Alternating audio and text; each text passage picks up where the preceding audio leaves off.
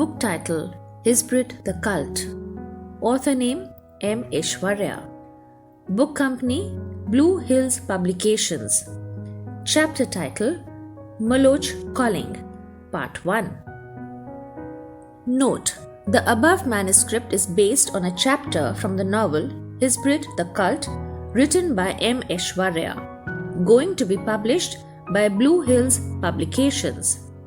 Copyright reserved by Blue Hills Publications.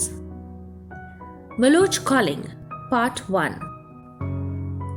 Nisha was at home, praying hard. That day her result was going to be out in the afternoon. The girl appeared at the higher secondary board exam a few months ago. She lay on her bed, looking tensed. She kept walking about in her room. It was afternoon.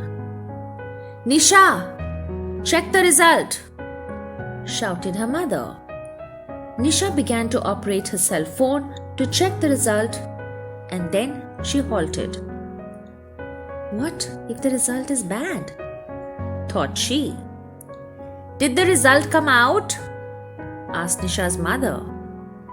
"Server down!" shouted Nisha.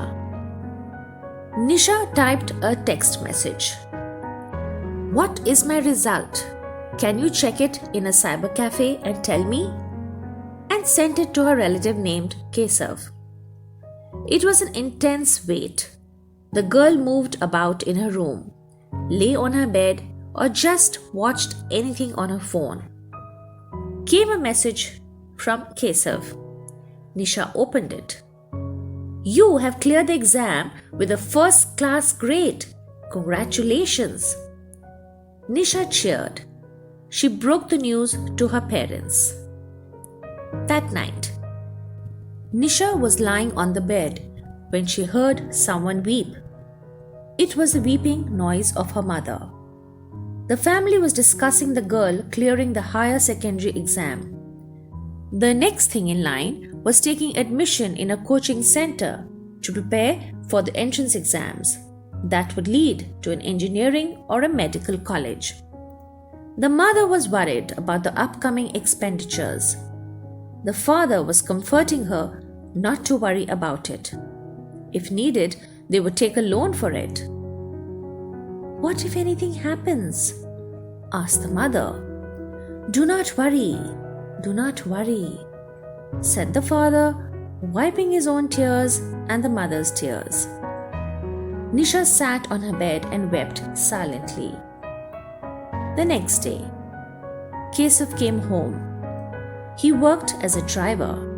He had requested his owner to allow him leave as he had to take care of a relative's admission. Kesav had got gifts for Nisha. It is a festive condition at home as the girl had risen in higher education. Kesav was sleeping on the floor.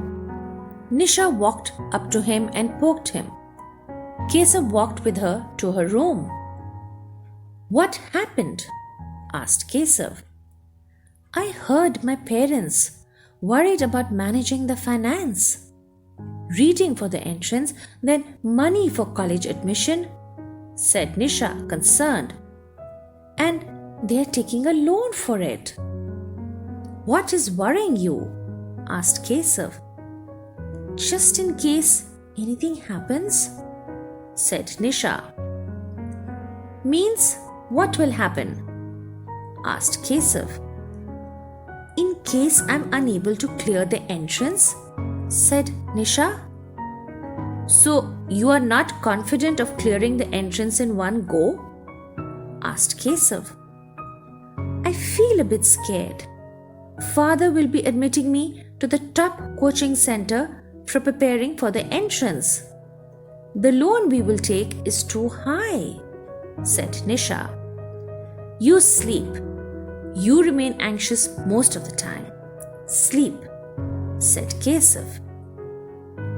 In a dimly lit room, Kesav was on his knees in front of a man whose face was hidden due to the dim light of the room. "Tell me, Kesav, what do you want?" asked the man. "I have come to ask for help for the admission of a relative, Master Moloch, said Keshav, pleading. Here we come to know that the man in front of whom Keshav was pleading had the name Moloch.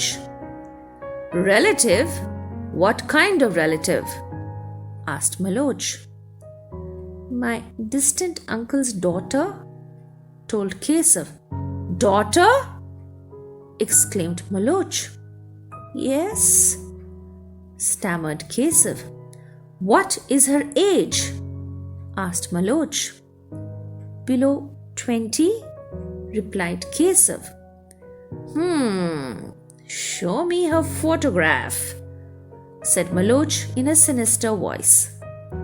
Keshav took out his cell phone and operated it. He gave the phone to one of the men standing near him. The man took the cell phone to Moloch. Moloch looked at the cell phone. The image of Nisha was on the screen. Moloch looked at the image of Nisha from top to bottom.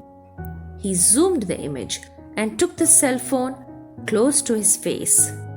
He breathed close to the screen of the phone as if he was getting the smell of Nisha's body. He caressed the screen of the phone as if he was feeling Nisha's body. He returned the phone to the man. The man returned to Keshav. You never told me you have a hidden treasure at home, said Moloch. Sorry, Master Moloch, pleaded Keshav. No issue, said Moloch. Bring the girl to me and consider the help to be granted. Keshav looked at Moloch thoughtfully. Do not think much, said Moloch in a singing voice. Moloch looked at a man and said, Take him away. Keshav was blindfolded and taken away from the area. A week later, Keshav and Nisha were in the city. Both were in a room. Why did you bring me here? Where is the surprise? Asked Nisha. Don't worry, said Keshav and blindfolded the eyes of Nisha. He held the hand of the girl and said, Don't tell anything, just follow. Two men from Moloch's gang were outside the room. The four entered a car and Keshav was blindfolded.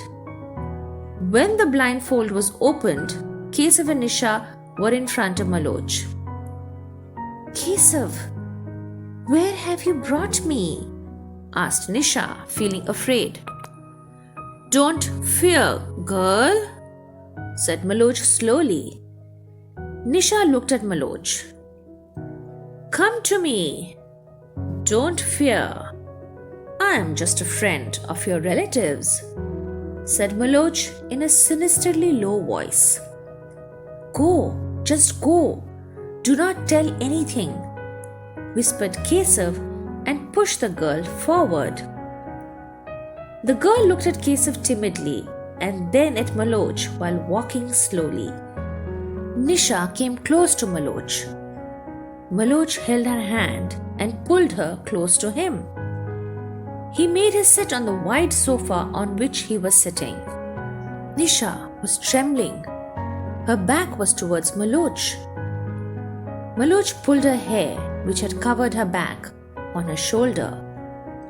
Nisha could feel Moloch's breath on her back. Moloch took his nose close to Nisha's face and smelled her body. Marvelous, said Moloch, kissing the back of the girl's head. The girl closed her eyes tightly. Do not fear, spoke Moloch. I will not do anything bad with you, said Moloch, embracing the girl from behind. Leave me, pleaded the girl. Not that easily, said Moloch. Do not fear.